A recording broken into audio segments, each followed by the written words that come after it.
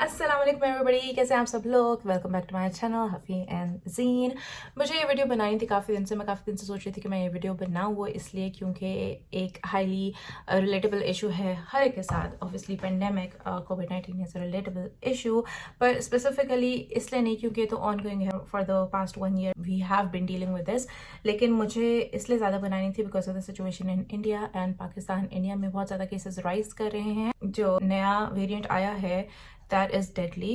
It is affecting the whole world क्योंकि India इतना बड़ा मुल्क है और वहाँ की पॉपुलेशन इतनी ज़्यादा है। किसी ना किसी तरह हर कंट्री दुनिया की इंडिया से कनेक्टेड है। इंडिया का मसला नहीं है, ये पूरी दुनिया का मसला है। तो मकसद इस वीडियो का बनाने का सिर्फ ये है कि मैं अपना पॉइंट ऑफ व्यू सामने रख सकूं और आप लोगों से को ये बता सकूं कि we truly feel for India, we truly feel for what's happening in India. और हम दुआ कर रहे हैं, तहे दिल से दुआ कर रहे हैं कि जो भी ये म्यूटेंट है, ये वेरिएंट है, ये ख़त्म हो जाए। कोविड-19 ही सिरे से ख़त्म हो जाए, इंडिया से भी और पूरी दुनिया से भी। जो क्लिप्स मैं देखती हूँ, टीवी पे हो, न्यूज़ पे हो या इंटरनेट पे हो, जो कि इंडिया से आ रहे हैं, वो देखे नहीं जाते।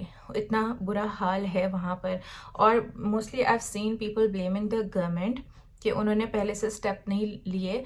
मैं समझती हूँ कि जिस तरह का ये पेंडेमिक है, you can not actually blame anybody. This is the first time everyone is facing it. कोई ये नहीं कह सकता कि एक सेट फॉर्मूला है इससे बचने का। चलो, आप दिल को तसल्ली देने के लिए बेशक कोई भी ब्लेम गेम कर लो, लेकिन ये चीज़ अल्लाह के हाथ में है और इसको अल्लाह ही कंट्रोल कर सकता है। इंडिया में मेरा सच कोई रिलेटिव वगैरह तो है नहीं, पर मैं पाकिस्तान की सिचुएशन सामने रख सकती हूँ because I know people living over there. पहले पाकिस्तान में भी यही सिलसिला था कि लोग एक्सेप्ट ही नहीं कर रहे थे कि कोविड है। आहिस्ता आहिस्ता जब उनके रिलेटिव्स को होना शुरू हुआ, उनके फैमिली को होना शुरू हुआ, then they started believing it. और अब तो सिलसिला ये है कि हर घर में 3-4 रिश्तेदारों से न्यूज़ आती है, फला को कोविड हो गया, फला को कोविड हो गया। और अब इट्स काइंड ऑफ बिलीवेबल। लेकिन एक और बात भी है, पहले लोगों को बिलीवेबल नहीं लग रहा था, लेकिन लोग डरे हुए थे तो वो ज़्यादा प्रिकॉशंस कर रहे थे। अब इवन दो बिलीवेबल भी है तो लोग प्रिकॉशंस नहीं कर रहे हैं क्योंकि हमें शायद आदत हो गई है ऐसे रहने में। हम शायद तंग आ गए हैं लॉकडाउन से, क्योंकि ये ऑब्वियसली ह्यूमन नेचर के अगेंस्ट है lockdown. We are social animals, we although I don't want to call us animals, पर वी आर सोशल बीइंग्स। तो हम एक दूसरे से मिले बगैर रह नहीं सकते। एक तो बुरी खबरें सुनने को मिल रही हैं और ऊपर से अकेलापन है, तो डिप्रेशन ज़्यादा हो रहा है। टोटली अंडरस्टैंड कि पाकिस्तान और इंडिया में इतनी पॉपुलेशन है कि आइसोलेशन वाला चक्कर वहाँ पर करना भी मुश्किल है। It's not doable. तो बहुत सारे कंस्ट्रेंट्स होते हैं, बहुत सारा फ़र्क होता है depending on where you live. एक तो बिलीवेबिलिटी का मसला है पाकिस्तान और इंडिया में कि लोग समझते नहीं हैं कि ये एक सीरियस मैटर है और इसको सीरियसली लेना है। और दूसरी ये बात कि आइसोलेशन वाली चीज़ कुछ जगहों पे नहीं हो सकती क्योंकि इतनी जगह ही नहीं है कि कोई आइसोलेट करे। लेकिन इसका हल सिर्फ ये है कि ख्याल रखा जाए, केयर किया जाए। वीडियो सिर्फ मुझे इसलिए बनाई थी ताकि मैं कंडोलेंस कर सकूं। It's part of daily news, पता चलता रहता है कि रोज़ क्या सिलसिला चल रहा है इंडिया में और पाकिस्तान में। आप सब हमारी दुआओं में हैं और इंशाल्लाह इंशाल्लाह इंशाल्लाह जल्द ये मुश्किल टल जाएगी। दूसरी ये बात मैंने करनी थी कुछ नंबर्स की भी, क्योंकि last week I think on April 22 Justin Trudeau ने अनाउंस किया है कि पाकिस्तान और इंडिया दोनों से फ़्लाइट्स बंद की हैं फॉर 30 डेज़। तो अगर नंबर्स कंपेयर करें तो इंडिया और पाकिस्तान के कोविड केसेस में कोई कंपैरिजन नहीं है।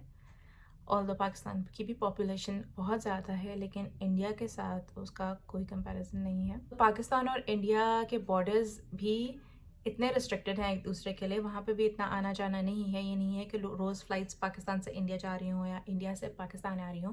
तो यहाँ पे अक्सर लोगों का कहना ये भी था कि पाकिस्तान से फ़्लाइट्स रिस्ट्रिक्ट करना इट्स पॉइंटलेस, और पाकिस्तान के कोविड केसेस को इंडिया के कोविड केसेस की कैटेगरी में डालना इज़ पॉइंटलेस। मैं कुछ स्टैटिस्टिक्स जो मैंने लिए हैं ऑनलाइन वो भी यहाँ पे शेयर कर दूंगी। ये जो ऑब्जेक्शन लोग उठा रहे हैं ये बिल्कुल सही ऑब्जेक्शन है कि पाकिस्तान और इंडिया के जो कोविड केसेस हैं उनमें कोई कंपैरिजन नहीं है। लेकिन इस वक्त जितनी एहतियात की जाए उतनी बेहतर है। तो अगर जस्टिन ट्रूडो ने पाकिस्तान में भी रिस्ट्रिक्शन लगा दिया फॉर 30 डेज़, तो I don't think we should be offended. ठीक है, जितना केयर किया जाए उतना बेहतर है।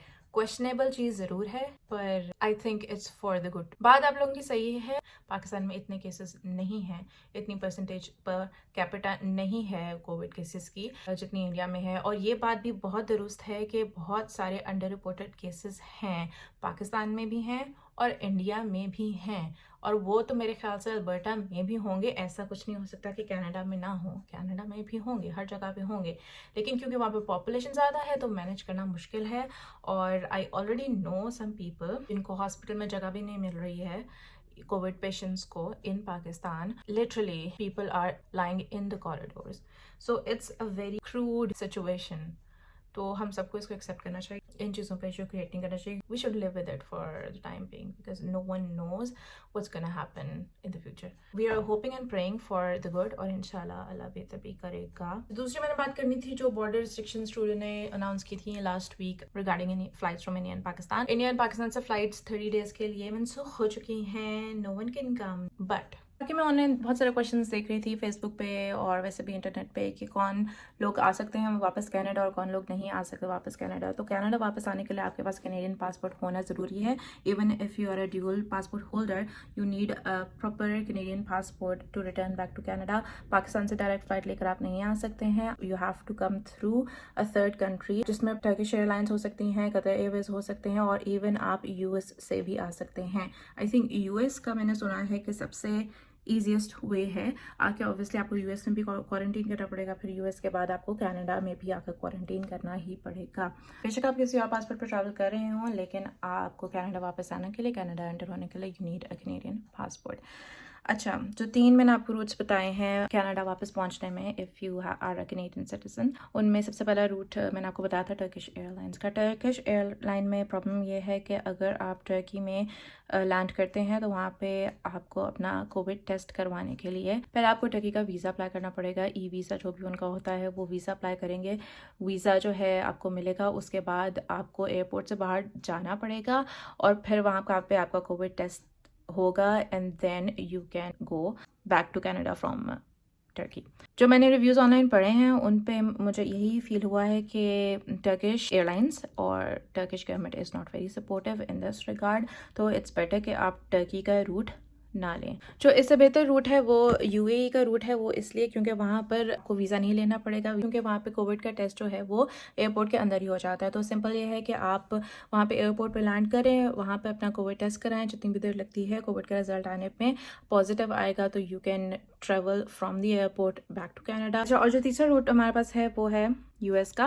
आई हैव हर्ड पीपल जो कि पाकिस्तान से यूएस आए हैं और फिर यूएस से कनाडा। यूएस में इतनी रिस्ट्रिक्शंस नहीं हैं और फिर यूएस से कनाडा आने में इतनी प्रॉब्लम नहीं है if you are a Canadian. बाकी विजिट के लिए तो डेफिनेटली कोई भी नहीं आ सकता। अगर आपके पास कोई प्रॉपर रीज़न है कनाडा वापस आने का तो आप डेफिनेटली आ सकते हैं। You have a proof, you can present the proof and you can come back to Canada. Okay, now let's talk about some of the restrictions that we have in Alberta. कुछ new restrictions आई हैं जो कल ही Jason केनी ने announce की हैं, और वो इसलिए अनाउंस की हैं क्योंकि अल्बर्टा के केसेस बहुत ज़्यादा राइज कर रहे हैं। एक दिन में we had 1743 cases in a day. The hospitals are reaching their full capacity. और एक जो फैक्ट है जो कि ज़रा सा लेस रिकग्नाइज फैक्ट है वो ये है कि कैलगरी का per capita covid is higher than India. तो कुछ लोग ये क्वेश्चन कर रहे हैं कि फिर तो इंडिया को कैलगरी से फ़्लाइट्स कैंसिल करनी चाहिए, कनाडा क्यों इंडिया से फ़्लाइट्स कैंसिल कर रहा है। तो उसका आंसर ये है कि बिकॉज ऑफ द वेरिएंट, क्योंकि इंडिया में डेडली वेरिएंट आया हुआ है। They don't want that variant to travel to Canada. वो ऑलरेडी ट्रैवल कर चुका हुआ है, क्योंकि एक केस ओंटारियो में आया और एक केस ब्रिटिश कोलंबिया में आ चुका हुआ है उस वेरिएंट का। डबल म्यूटेंट जो वेरिएंट है, जिसको सिंपल अल्फाज में डबल म्यूटेंट कहते हैं, वैसे तो उसका कोई बड़ा सा मुश्किल नाम है। तो बेसिकली उन्होंने कैंसिल नंबर ऑफ केसेस की वजह से नहीं किए, उन्होंने फ्लाइट्स कैंसिल इसलिए की हैं because of the variant which is very dangerous. अब जो नई रिस्ट्रिक्शंस अल्बर्टा में आई हैं उनकी बात कर लेते हैं। सबसे पहले तो school from kindergarten to grade 12, all school will be going online from Friday, from coming Friday. I think मैंने तब तक ये अपलोड कर दी होगी वीडियो। दूसरा, हेयर सलोन्स फिर से बंद हो रहे हैं, तो like you can fuss about it as much as you want, पर वो बंद हो रहे हैं। तीसरा, फ्यूनरल्स पे पहले 20 की कैपेसिटी थी, अब 10 की कैपेसिटी हो गई है, विच इज़ वेरी सैड, लेकिन इस बारे में हम कुछ कर नहीं सकते हैं। चौथा, आउटडोर गैदरिंग पहले 10 पीपल अलाउड थी, अब 5 पीपल अलाउड हो गए हैं। आई नो ये ईद पिछली ईदों की तरह मुश्किल होगी गुजारनी, क्योंकि इस पर लॉकडाउन और स्ट्रिक्ट हो गया है। पहले तो हम लोग सोच रहे थे कि हम इस ईद पे शायद एक दूसरे से मिल रहे हों और लॉकडाउन ख़त्म हो जाए, पर नहीं, ऐसा बिल्कुल भी नहीं हुआ। We have to be more careful. Restaurants are closed now. I think drive-thrus are open and you can obviously order the food at home, but you cannot dine in. और अगर आप इन restrictions को violate करते हो तो पहले तो आपको $1,000 का फाइन था, अब आपको $2,000 का फाइन है, और exceptional cases में the fine can also be raised to $100,000. So it's pretty serious. जी, तो मकसद इस वीडियो को बनाने का ये था कि कुछ इंपॉर्टेंट फैक्ट्स और पॉइंट्स आप लोगों के सामने लेके आए जाएं और इंडिया और पाकिस्तान की सिचुएशन थोड़ी सी शेयर की जाए, और ये आपको बताया जाए कि वी फील फॉर यू और हम बहुत दुआ कर रहे हैं आप लोगों के लिए। गुजर तो हम सभी एक ही तरह की सिचुएशन से रहे हैं। अल्लाह हमारे लिए आसानी करे, हम सबके लिए आसानी करे। दूसरे आप लोगों के सामने लेकर आना था कनाडा के न्यू रिस्ट्रिक्शंस, न्यू लॉज और अल्बर्टा के न्यू लॉज।